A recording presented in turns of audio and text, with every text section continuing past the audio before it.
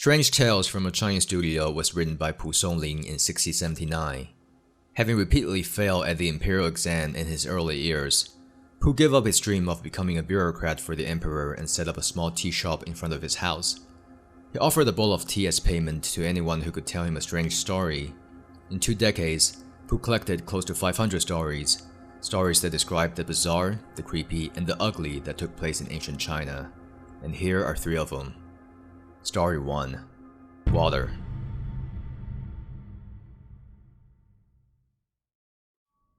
When Mr. Song was an official in the city of Laiyang, the villa he rented was quite deserted. One night, 2 maids pretending to Mr. Song's mother who was sleeping in the main hall. They heard puffing sounds coming from the courtyard, like the ones tailors make when spraying water from their mouth to wet the clothes. Mrs. Song sent the maids to make a hole through the window paper to see what was happening. They saw a old woman, short and hunched, with her brush-like silver hair tied into a knot that was about a half-meter long, walking around the courtyard rapidly like a rooster while spraying water from her mouth at the same time. Shocked, the maids returned and told their mistress what they saw. Alarmed, Mrs. Song rose from her bed and walked to the window with the help of the maids to see for herself. Suddenly, the silver-haired old woman closed in and sprayed water from her mouth right through the window paper. Mrs. Song and the maids fell to the floor unconscious, unbeknown to the rest of the family. In the early morning, the family came to the main hall, but no one answered the door. Worried, they broke in, only to see Mrs. Song and the maids lying on the ground, dead. However, one maid still felt warm, so the family fed her water and she woke up not long after and told everyone what happened. When Mr. Song arrived, he was devastated. He ordered a hole to be dug under the window, and about a meter in, the family saw a lock of silver hair. They dug a little further and a dead body appeared, plump as if it was still alive. The family smashed the dead body open, breaking his flesh and bones, only to see water inside. Story 2. Corpse. In Yangshan County, there was an old man who lived in Taidian village, which was about 3 kilometers from the city. The old man and his son ran a hotel by the roadside to accommodate merchants passing by, and they had many customers. One day at dusk, 4 merchants arrived and wanted to spend the night there, but all rooms were full. The merchants had nowhere else to go and pleaded to stay.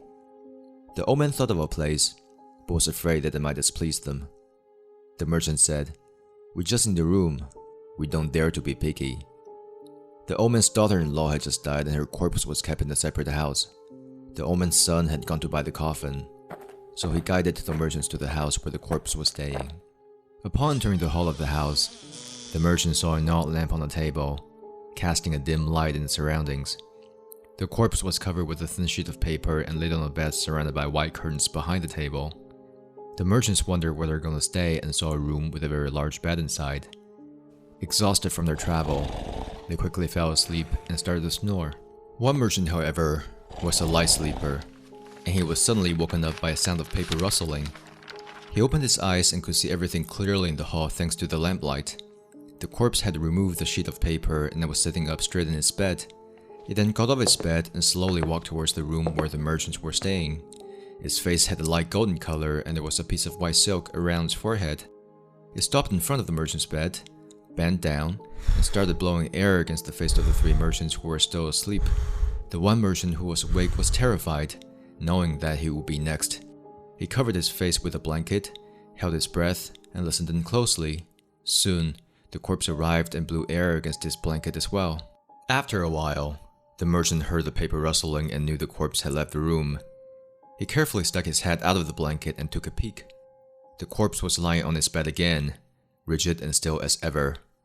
Not daring to make a sound, he poked his friends with his toe under the blanket, but no one responded. He hesitated for a moment and decided that he had no choice but to escape. But just as he was putting on his clothes, he heard the sound of paper rustling and quickly went back under the blanket. The corpse soon came and did not leave until blowing air a dozen times against its blanket. A few moments later, he heard the bed creak in the hall and knew that the corpse had lied down.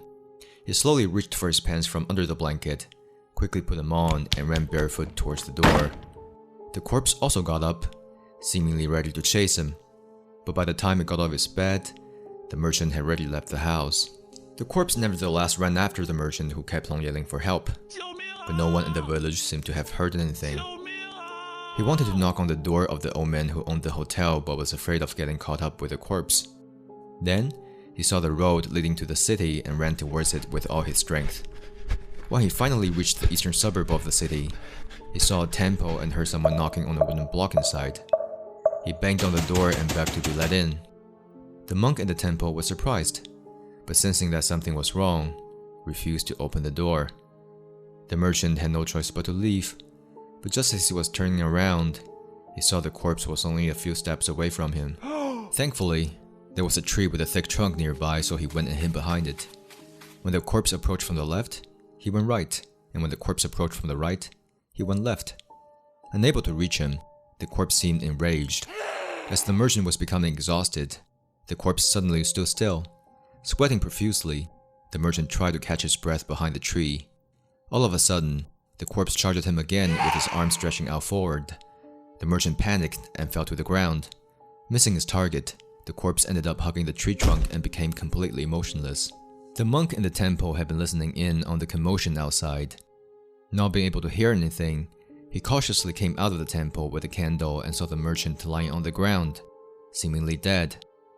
He put his hand on the merchant's chest and could still feel a faint heartbeat, so he carried him back inside. The merchant didn't wake up until the end of the night, and after being given a bowl of hot soup, told the monk everything that had happened. It was daybreak when the merchant finished his story and the temple bell rang. The monk went to peek through the door and could see the corpse hugging the tree, exactly as the merchant said. Shocked, the monk notified the county official, who arrived shortly after. The official ordered the corpse to be removed from the tree, which his guards found impossible to do. The fingers of the corpse were buried so deep inside the trunk that no one could see his nails. Eventually, more people arrived and pulled the corpse hands off from the tree, which was left with 10 deep holes as if they were made with a chisel. The official then sent for the old man who owned the hotel, where everyone was talking about 3 dead guests and the missing corpse of the daughter-in-law. After being told what happened, the old man quickly came and took the corpse back with him. The merchant said to the official in tears, "There were 4 of us when we left, but I'll be the only one returning. How can I face the folks back home?" So the official gave him some money and wrote a letter explaining the event and then sent him on his way. Story 3. Skin.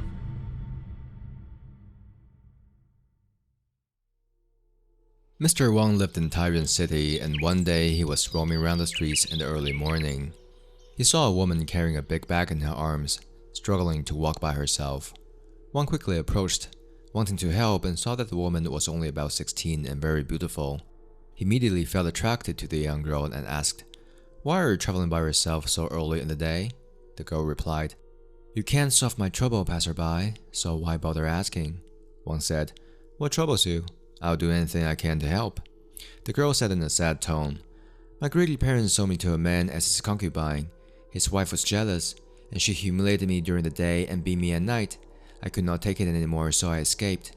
Hearing this, Wang asked the girl where she planned to go, to which she replied, "I'm somewhere on the run. Where can I go?"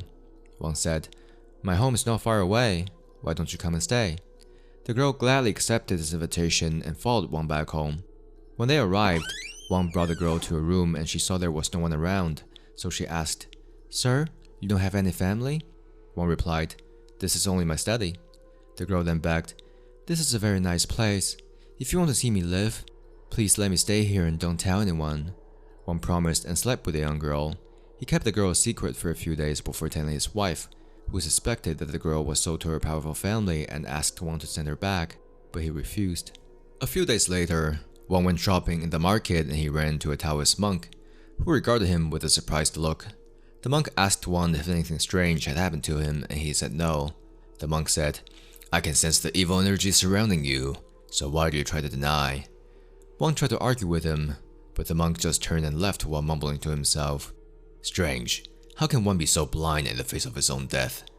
Wang thought about what the monk said and started to suspect the young girl, but remembering how beautiful she was, he decided that she could not be anything evil and the monk must have tried to scam him. When he arrived home, Wang went directly to his study, only to realize the door was locked. Becoming suspicious, he tiptoed to the window and peeped inside. He saw a hideous-looking demon, green skin and with razor-sharp teeth, holding a pen and drawing on a set of human skin that was laid on the bed. Soon, the demon finished drawing and held the skin up in the air, shook it, and put it on as if it was a coat. Almost immediately, the demon transformed into the young girl. Horrified, Wang quickly crawled away from the window so as to not be seen by the demon. He rushed back to the market to find the monk, but had no idea where he went. Eventually, he found the monk in the wild and knelt down before him to beg for help. The monk said, "I will help you, but the demon has had a hard life. It has just been able to find a new host. I can't bear to kill it." So instead, the monk gave Wang the horsetail whisk that he used to perform rituals and told Wang to hang it above his bedroom door. When they parted ways, they agreed to meet again in the temple of the Emerald Emperor. Once home, Wang did not dare to approach his study and stayed in his bedroom after hanging the monk's whisk on his door. In the evening, he heard strange noises coming from outside. Terrified, he asked his wife to look out the window and she saw the young girl standing in front of the door, as if hesitating over whether to enter. The girl stood there for a long time while gritting her teeth, seemingly enraged. Eventually, she left, but soon returned while cursing in a ferocious tone. "The monk wants to scare me away, but I'm not going to let go of the prey I've worked so hard to find." Then, she took down the whisk from the door, smashed it into pieces and broke into the bedroom. She went straight to Wang's bed and cuddled him in his chest, took out his still beating heart from his ribcage and went away. Wang's wife screamed in terror and the maid hurried into the room and saw Wang lying dead on the floor, blood oozing out from his now open chest.